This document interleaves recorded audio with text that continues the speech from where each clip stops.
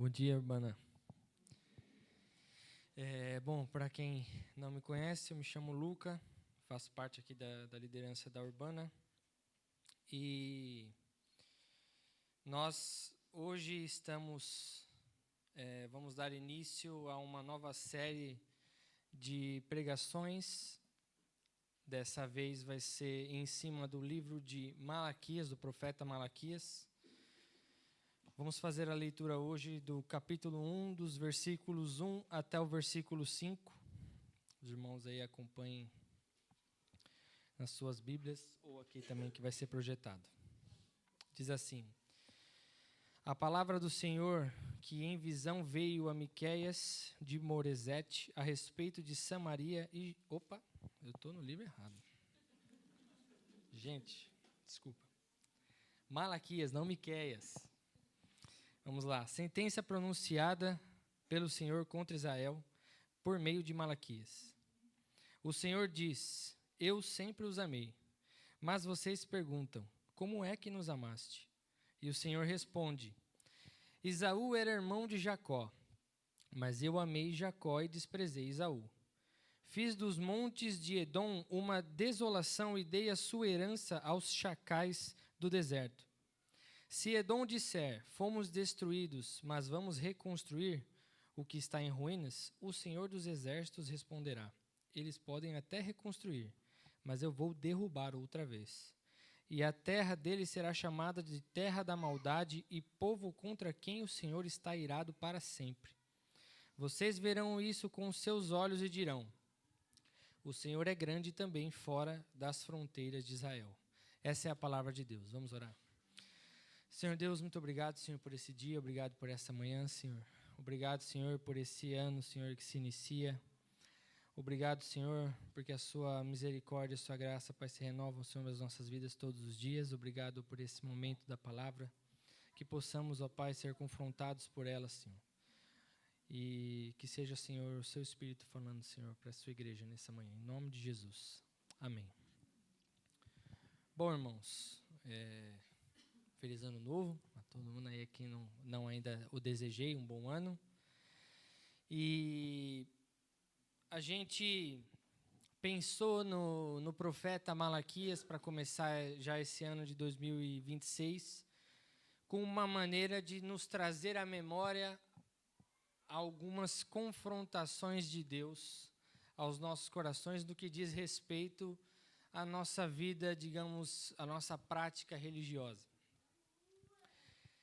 E aqui, para dar um contexto um pouco mais breve para os irmãos, o livro do profeta Malaquias, ele aqui é um certo consenso mais difundido, que ele aqui é escrito cerca de 100 anos após o fim do cativeiro babilônico. Então, os judeus, depois do cativeiro babilônico, eles têm ali o seu... retornam à sua terra natal, eles reconstroem o templo, como é narrado no livro de 2 Crônicas. O sistema de culto ele é restaurado de maneira digna, ou seja, agora eles têm ali de novo o seu templo, o seu culto, a sua prática. E acontece então que havia uma grande expectativa do povo. Uma grande expectativa é para dizer assim, bom, agora que nós estamos de volta para a nossa terra, agora que nós temos o nosso sistema de culto restaurado, agora que nós temos a nossa autonomia, digamos assim, em um certo nível, Deus vai voltar a fazer grandes coisas no nosso meio. E havia de fato uma grande expectativa pelas promessas messiânicas que eles haviam recebido e a gloriosa presença de Deus no meio deles ali, principalmente agora com o templo reconstruído. Mas, na verdade, irmãos, o que acontece nesse contexto é que o povo ele experimenta um grande desamparo espiritual. Ao invés de prosperidade, relevância, a glória visível que eles esperavam, uma vida mais fácil, na verdade, Judá não era nem mais uma nação independente. tinha deixado de ser governada por um rei ungido da linhagem de Davi, e agora nada mais, nada menos era uma província do Império Persa. E o que isso produz no povo? Porque, imagina, o povo carregado, cheio de promessas, cheio de expectativa, volta para sua terra, mas ainda não tem a sua autonomia ali de forma plena como nação. Não há um rei governando Israel ali da linhagem de Davi. O que isso produz no povo? O culto, ele vira rotina. A obediência virou obrigação. A fé virou cansaço. E aqui, nesse contexto, Deus virou alguém a ser questionado. É importante olharmos para isso, para a gente conseguir entender a ideia dessa série, porque aqui eles não abandonaram o templo. Eles não deixaram de ir à igreja, mas eles perderam a capacidade de reconhecer o amor de Deus. E isso é de extrema importância e relevância para os nossos dias e para o nosso momento, porque a mensagem que Malaquias está trazendo aqui não é uma mensagem para um povo ateu. Não é uma mensagem para um povo que não conhece a Deus, ou que não é, digamos que, de Deus. É uma mensagem, é um aviso, é um confronto para um povo religioso, frequentador do templo e acostumado com liturgia. É nesse contexto que Malaquias traz a sua profecia. E nesse contexto que a gente apresenta essa série para dizer que vir à igreja não é o bastante quando o coração já não reconhece mais a graça. No livro há uma sequência de 6 debates em que Deus ele confronta o pecado de Israel, só que eles contradizem o Senhor, pedindo prova dessas acusações. Por quê? Porque eles se consideravam inocentes delas. Com esse contexto, a gente vai para o texto. Versículo 1. Malaquias, vai dizer que é a sentença pronunciada pelo Senhor contra Israel por meio de Malaquias. Senhor, não sei se os irmãos já ouviram alguma coisa sobre Malaquias, porque de fato não tem muita coisa no caso da historicidade de Malaquias enquanto uma pessoa, um personagem histórico, mas mesmo assim é também de maneira difundida que de fato Malaquias foi uma pessoa. Por quê? Porque o significado de Malaquias é meu mensageiro. Então havia-se a ideia de que era um pseudônimo para um anjo do Senhor, ou então mesmo para um profeta anterior, como por exemplo Esdras. Mas nós cremos na historicidade desse personagem, de que de fato foi um profeta chamado Malaquias que veio da parte do Senhor para fazer essa profecia. E aqui, irmãos, eu não sei, a sua Bíblia talvez pode estar escrito também que essa parte de sentença contra Israel pode estar escrito como um peso da palavra do Senhor, um peso. Esse peso, ele traz essa implicação de responsabilidade urgente e mesmo de pavor. O termo do mais próximo do original aqui não é simplesmente uma sentença como a gente imagina, simplesmente, olha, Deus dando algum tipo de reprovação.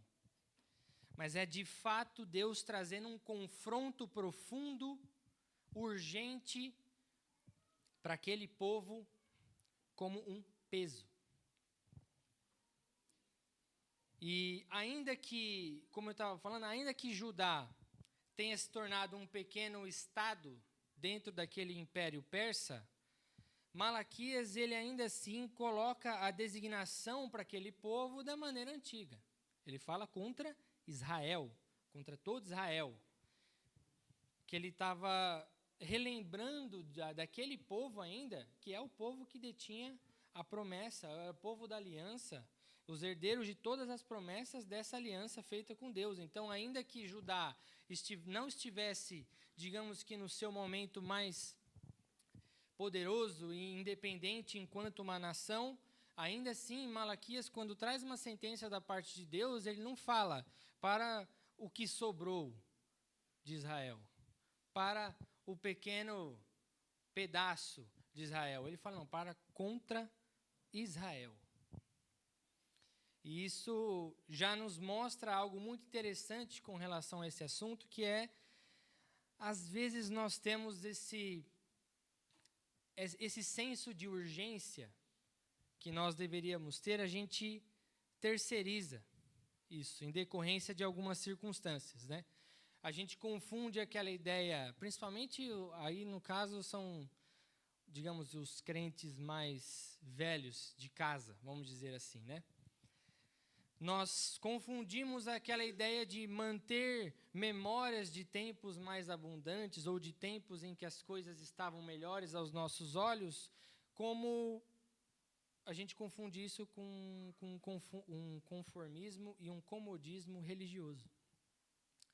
Sabe, não sei se os irmãos já falaram ou já ouviram falar isso, mas às vezes aquelas pessoas que estão um pouco mais desanimadas, que estão numa rotina um pouco mais devagar, continua indo para a igreja, continua participando, mas acaba ficando ali, vem, senta, tal, não sei o quê, vai embora, está meio desanimado.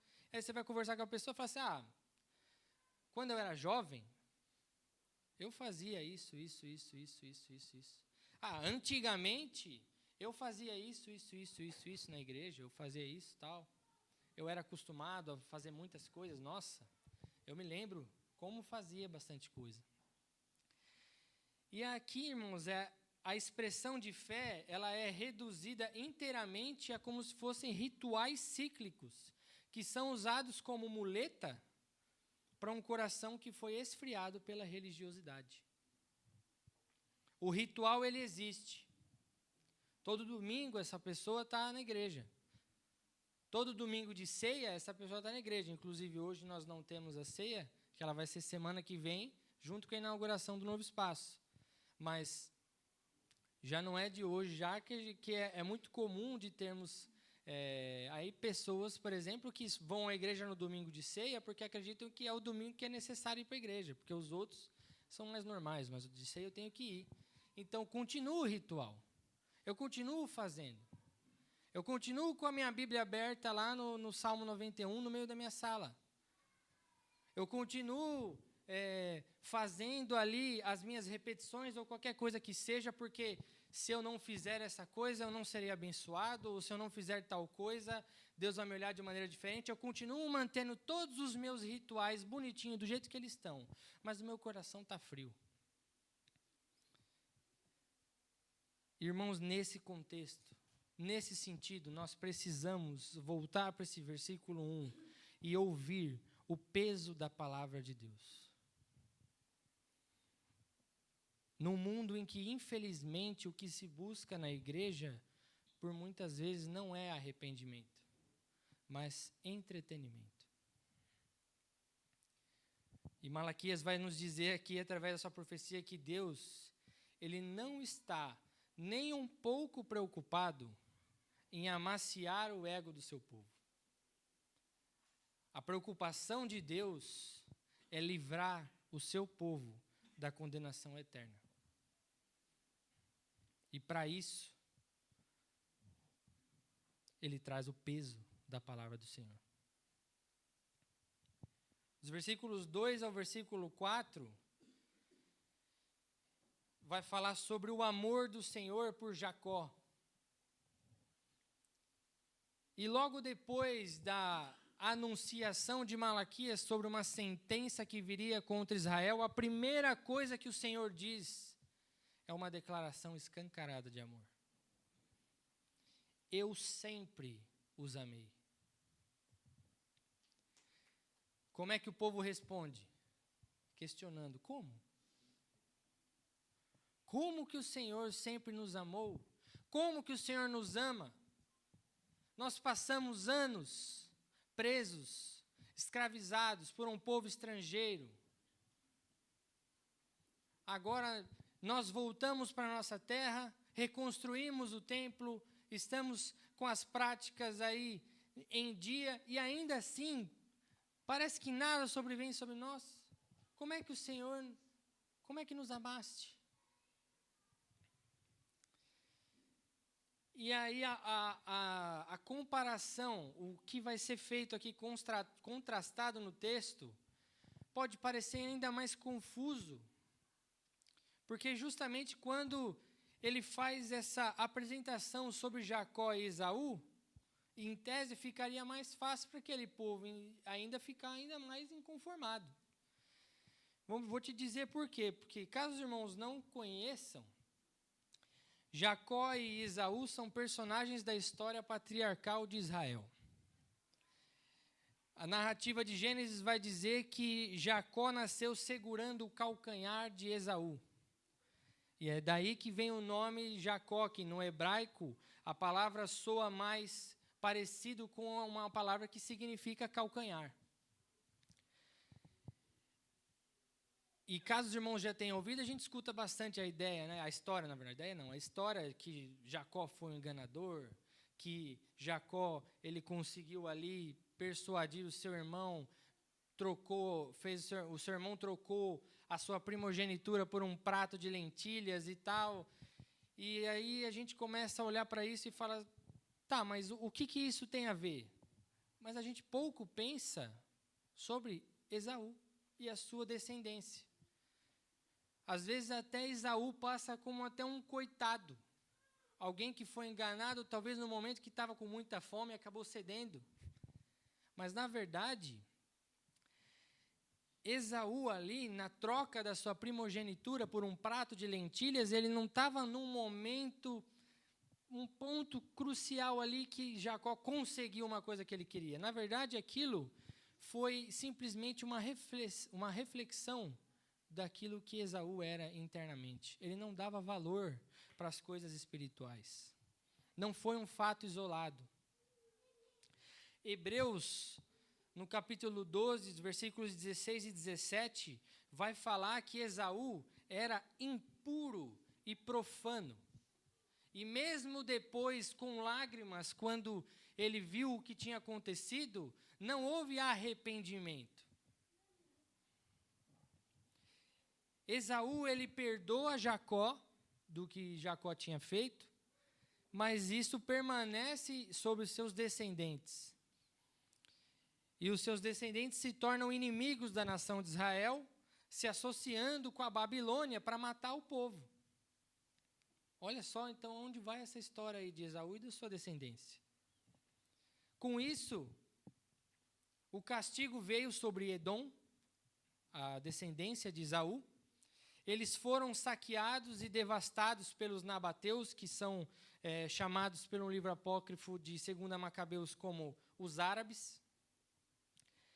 E isso fez com que eles se tornassem um povo seminômade, perdendo a sua identidade nacional de maneira permanente. Daí que Deus aqui vai dizer que eles podem até reconstruir, mas eu vou derrubar de vez. O que aqui está querendo dizer a respeito dessa parte de Esaú e da sua descendência é que o esforço humano sem Deus só produz um único resultado: autodestruição. É isso que o profeta está aqui falando quando ele apresenta essa figura de Esaú e da sua descendência. Mas entendi então agora. Esaú era uma pessoa impura, era uma pessoa profana, a sua descendência, por culpa do seu próprio pecado, foi fadada à destruição, e Deus disse que não haveria restauração para aquela nação. Mas, e Jacó? O que então torna Jacó mais digno de ser amado por Deus? Porque agora, beleza, agora eu já entendi que Esaú era um problema. Esaú não era um inocente. Esaú não era um coitado que caiu nas garras de Jacó e teve toda a sua história desgraçada por culpa do seu irmão. Ele tinha culpa nessa história. Mas e Jacó, então? Por que ele fala que eu amei Jacó e desprezei Esaú? O que havia em Jacó mais digno para que Deus olhasse para ele não com desprezo, mas com amor? Absolutamente nada. Nada.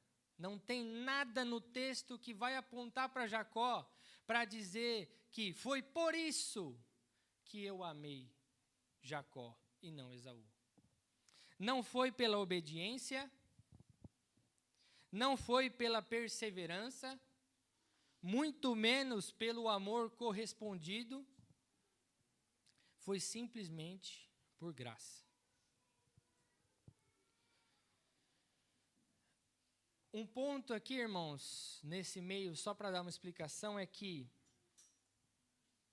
a gente sempre vai olhando para a narrativa bíblica e a gente aponta diversas vezes a ação da graça de Deus na história e de como que nós não somos merecedores dessa graça. Mas a gente não pode cair também, irmãos, num erro, na heresia da hipergraça, que é uma teologia maldita que propõe uma salvação que não exige arrependimento e uma vida cristã que não exige santificação diária. Não é isso que o texto está dizendo para nós. O texto não está querendo dizer, ao mesmo tempo que ele diz, Jacó não fez absolutamente nada para ser alvo do favor imerecido de Deus, ele também não está dizendo que isso traz uma certa isenção do povo de Deus para fazer o que quiser. Porque, afinal de contas, se sou salvo, então eu vou viver da maneira que eu bem entender. Isso não é bíblico, irmãos. Isso é mentira. Isso é maldito. Pelo contrário, é o oposto. É por causa da graça que nós somos movidos e capacitados a obedecer e viver uma vida de santificação. Porque a gente tem às vezes essa mania de que eu acho que eu sou Jacó. Então, por ser Jacó, eu sou o cabeça e não cauda. Por ser Jacó e seguir os rituais, por ser Jacó e manter a minha religiosidade em dia, por ser Jacó e desempenhar um papel de cristão que eu julgo ser suficiente, logicamente o resultado é o quê? É uma vida cheia de vitórias. É uma vida cheia de flores. E a gente cai no erro que esse povo aqui caiu. Nós colocamos o amor de Deus em xeque, como se a prova do amor de Deus fosse o meu bem-estar. Então, logo, se não estou bem, se as coisas não estão do jeito que eu queria, se a minha vida não está nos trilhos da maneira que eu pensei e que era a minha perspectiva, então há algo errado nisso aí de Deus para comigo. Nós não estamos distantes do povo aqui, irmãos. Nós não estamos longe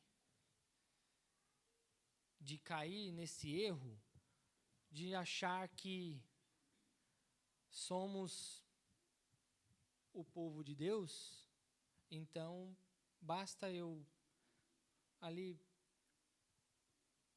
dar minha assinaturazinha ali no domingo, basta eu vir, sentar aqui, dar um bom dia, falar um Deus abençoe, ou então ao longo da semana também lembrar e aí chegar aqui e falar alguns jargões evangélicos, como se isso fosse suficiente, de alguma forma isso quitasse alguma dívida com Deus, para que eu pudesse depois cobrar Ele em algum momento que eu queira. Não é isso que a palavra de Deus nos ensina. Uma vida ritual que não tem no âmago do seu coração um coração sincero para diante de Deus, de obediência, devoção, submissão, não passa, irmãos, de um monte de nada. Porque se a nossa vida estiver fundamentada nessas coisas e nas coisas que a gente recebe de Deus, como sendo resultado do amor dele por nós, nós nos veremos pessoas religiosas, frias, que olham para as ocasiões, olham para as coisas simplesmente da maneira que os resultados visíveis são apresentados para nós. E Malaquias aqui está dizendo: vir à igreja, seguir uma vida ritual, fazer ali as coisas que você está acostumado a fazer de maneira cíclica, achando que isso deixa você quite com Deus, mas o seu coração está endurecido, está frio, está colocando em xeque o amor de Deus, não reconhece a graça de Deus, não basta, não vale. Versículo 5. Quando ele fala, então, depois de falar sobre Edom e da destruição que sobreveia a eles, ainda que buscassem pelos seus próprios esforços reconstruir, ele diz: vocês verão isso com os seus olhos e dirão: o Senhor é grande também fora das fronteiras de Israel. Voltando lá para o começo, quando eu falei para os irmãos que Deus não está preocupado em amaciar o ego do seu povo, Deus não está preocupado em fazer com que o seu povo se sinta especial. Seus irmãos já ouviram aquela expressão, que a gente muitas vezes fala de brincadeira, espero, que Deus tem os seus preferidos? Então, Deus ele não está interessado em fazer você se sentir confortável e tranquilo porque você é preferido dele. Deus é soberano e ele é glorificado, seja no julgamento do pecado do ímpio, seja na recompensa da obediência do justo. Não importa o que aconteça, Deus, ele será sempre glorificado. E o profeta está dizendo isso justamente para ligar um alerta na cabeça do povo. Então, irmãos, como que a gente reage mediante essa pergunta que no nosso coração nós acabamos por fazer de maneira recorrente? Como é que nos amaste? Olhar para o céu e olhar para as situações à nossa volta. Muitas vezes a nossa vida pode estar bem distante da onde a gente gostaria que tivesse. E o quanto isso endureceu o nosso coração para que a nossa primeira reação fosse olhar para os céus e, mediante uma declaração escancarada de amor, nós perguntamos a Deus: como é que nos amaste? A resposta definitiva de Deus veio. E é o próprio Cristo. Jesus é a prova viva de um amor incondicional que nos é oferecido pelo próprio Todo-Poderoso. Jesus é aquele que se fez carne, se entregou por nós, mostrando que o amor de Deus é um amor maior do que a gente consegue mensurar. O mesmo Deus que confronta o povo aqui em Malaquias, confronta um culto vazio, confronta uma religiosidade morta. Esse mesmo Deus, em Cristo, se oferece como sacrifício perfeito.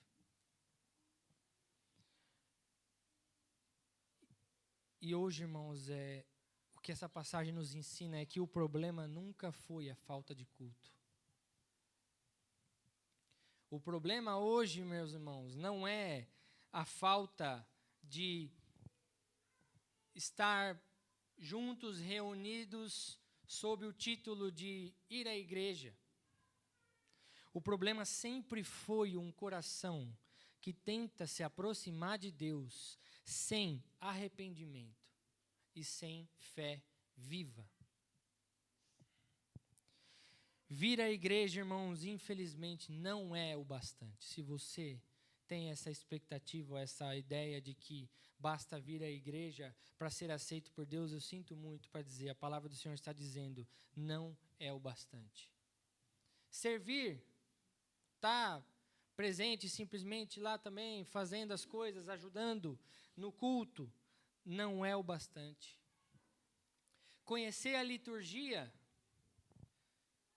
e entender como funcionam as coisas, então saber em que momento do culto faz o quê, saber as orações de cor, saber as letras das músicas de cor, conseguir entender ali o momento e saber participar do culto de uma maneira mais fluida, não é o bastante.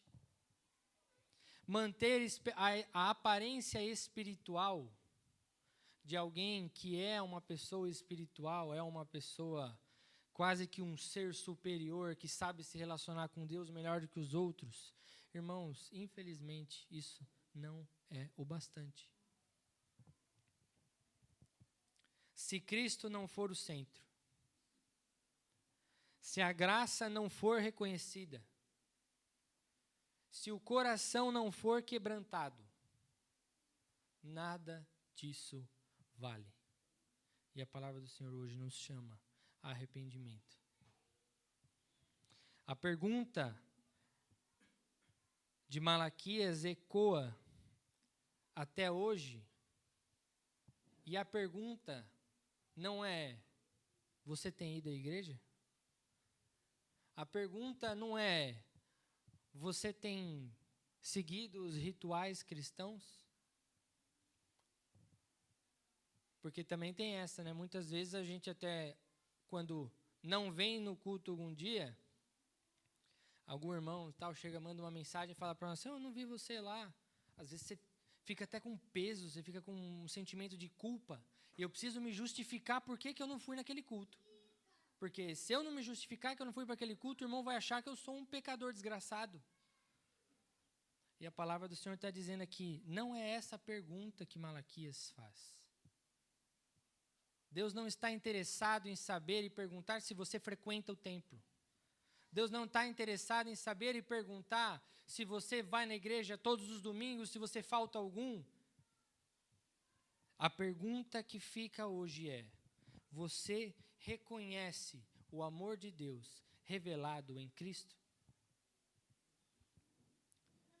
Cristo tem sido o motivo principal, a causa primária daquilo que produz a sua obediência em fazer as coisas que você faz?